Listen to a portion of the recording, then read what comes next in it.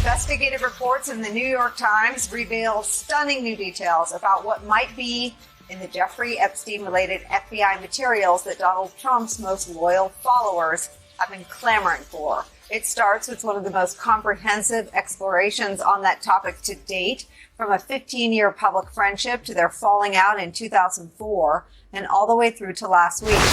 The rise and rupture of a social power duo, Trump and Epstein's curious relationship in the high society whirl of the 1990s and early 2000s. Few friendships raised as many eyebrows in retrospect as the one between Donald J. Trump and Jeffrey Epstein. For nearly 15 years, these two influential men operated within overlapping social spheres, appearing at the same elite parties, sharing flights on private jets, and even hosting each other at their luxurious estates.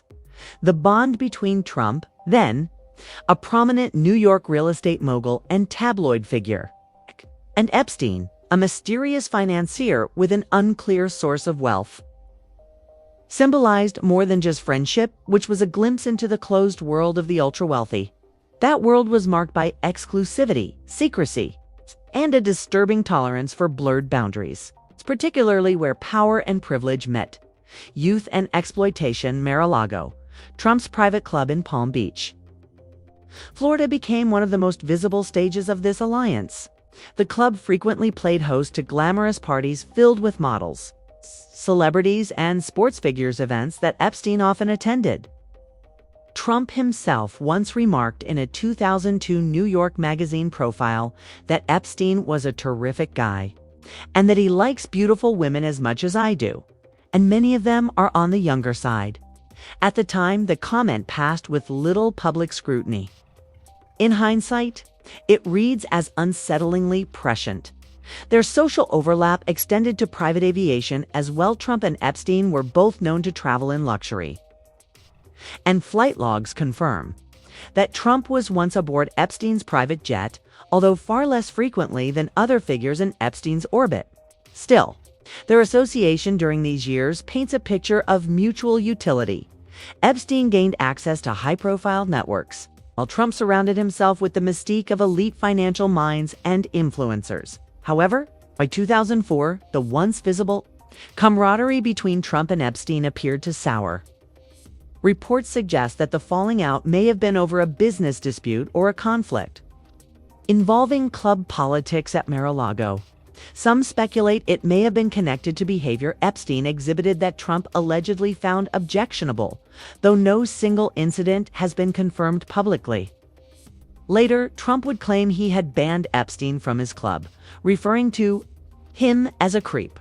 That rupture, though significant, hasn't erased public interest in their earlier association, especially in light of Epstein's arrest and death, and the global reckoning over his connections to powerful men. For Trump's critics, the early friendship raises questions about what he knew and when. For his defenders, the eventual fallout is offered as proof of Trump's moral clarity. Yet perhaps the most telling aspect of their relationship lies not in any specific incident, but in what their bond represented: an elite culture where wealth, power, and unchecked behavior intertwined for years, shielded by influence and silence until it wasn't.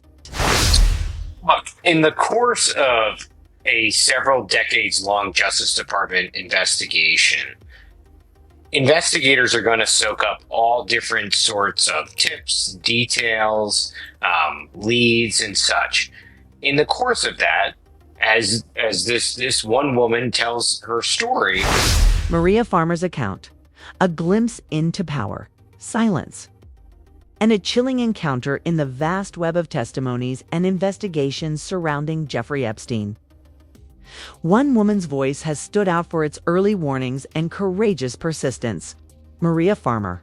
Long before Epstein became a household name linked with scandal and conspiracy, Maria had already sounded the alarm not once, but twice to law enforcement. And embedded within her troubling story is a moment involving Donald Trump that continues to raise difficult questions. The year was 1995. Maria Farmer, a young artist, had recently come into contact with Jeffrey Epstein and Ghislaine Maxwell. under the pretense of gaining career opportunities and mentorship.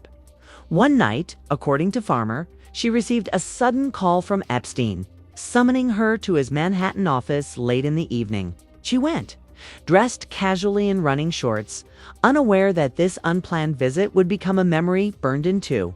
Her conscience, upon arrival, she claims. She was surprised to find Donald Trump walk into the room dressed in a business suit, an unexpected presence at such a time. Farmer recounts that Trump hovered near her and stared at her in what she described as an inappropriate and unsettling manner. She recalls feeling uneasy, especially because of how she was dressed and the power imbalance in the room. Then came a moment that stuck with her.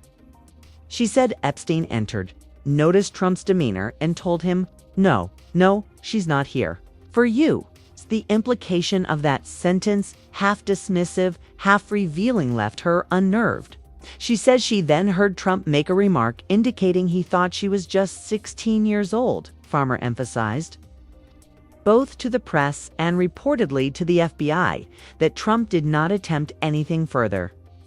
Nor did she personally witness him engaging in any criminal behavior. Still, the experience haunted her, and she believed it was relevant enough to be reported. She first shared the incident with the FBI in 1996, then again in 2006, long before Epstein's crimes became international news. The interaction, while not criminal in itself, sits uncomfortably in the broader story of Epstein's network, a world populated by influential men, opaque motives, and often willful silence. For many, Farmer's account illustrates how power can shield behavior that would raise alarms in any other context. What makes Maria Farmer's voice so crucial is not just what she endured, but when she spoke. She was among the very first to report Epstein and Maxwell to the authorities, and to hint that the web of connections surrounding them extended to men as prominent as Trump. And yet, for years, those reports went largely unheard. Today, as calls grow louder for transparency regarding the Epstein files, Farmer's early warnings serve as a chilling reminder. Sometimes the truth was told, but simply ignored. Yeah, Nicole, I totally agree with Mike that there is a lot more that was gathered than what is in the grand jury transcripts that the department has now asked to be released. Having done this dozens of times myself. Politics, hypocrisy, and the fight over Epstein's files for years. Donald Trump's most vocal allies have demanded the full public release of the FBI's files on Jeffrey Epstein.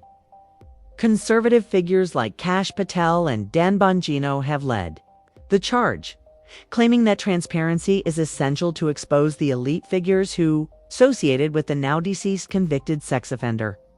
Let the people see who was really close to Epstein. They argue, insisting that the truth lies. It's hidden in sealed documents. But a strange thing happened when those files began to point inward, toward the very person they've sworn loyalty to. Donald Trump. Recent investigative reporting by the New York's Times includes accounts suggesting that Trump's name may appear in the broader pool of material collected during the Justice Department's long-standing investigation into Epstein. One account from Epstein accuser Maria Farmer, which she says was shared with the FBI as early as 1996, describes a brief but disturbing encounter involving Trump, though not criminal. Her testimony has fueled speculation about just how much overlap existed between Trump and Epstein's world. Suddenly, the loudest voices calling for disclosure have quieted. The demands for full transparency have turned selective. There's no longer a universal call to expose the names, just a careful reframing. Well, being named doesn't mean guilt. That, ironically, is true. But it's also the kind of nuance that many of these same voices previously dismissed when discussing Epstein's ties to other prominent figures, like Bill Clinton or Prince Andrew. Trump's own camp has issued a familiar rebuttal. His press secretary has dismissed the renewed attention as tired and pathetic distractions, claiming that Trump had long ago banned Epstein from Mar-a-Lago for being a creep. The defense is simple: distance, denial, and deflection. But the broader truth is more complicated. Simply being named in Epstein's orbit, appearing at parties, traveling together, sharing mutual acquaintances doesn't equate to criminal conduct. And that's true for Trump, Clinton, or anyone else. However, the double standard in how these associations are treated depending on political allegiance is undeniable. What the Epstein files really reveal isn't just a list of names. They reveal a culture of power, secrecy, and selective accountability. They show how easily some voices call for justice when it targets their opponents but goes silent when it edges toward their own team, as the pressure to unseal more Epstein-related documents continues. One thing is clear: true transparency shouldn't be partisan. If America is serious about confronting the systems that allowed Epstein to operate for so long, it must be willing to follow the evidence wherever it leads, even if that path is politically inconvenient. Until then, the call for Epstein's files will remain not a demand for justice, but a test of political loyalty.